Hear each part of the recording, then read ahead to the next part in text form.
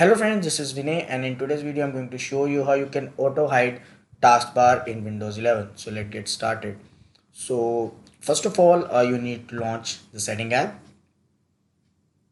Now here you need to switch to personalization tab and then on the right side you need to switch to taskbar. Here you need to scroll down to taskbar behavior and click on it. Now you will find the option that reads automatically hide the taskbar.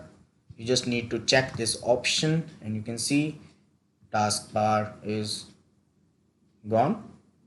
Now whenever you are not using the taskbar, it will automatically hide, and once you hover on the bottom of the screen, taskbar will reappear. So that's it guys. I hope you find this video useful. If you really like it, don't forget to like and subscribe my YouTube channel for more interesting videos. Thanks for watching.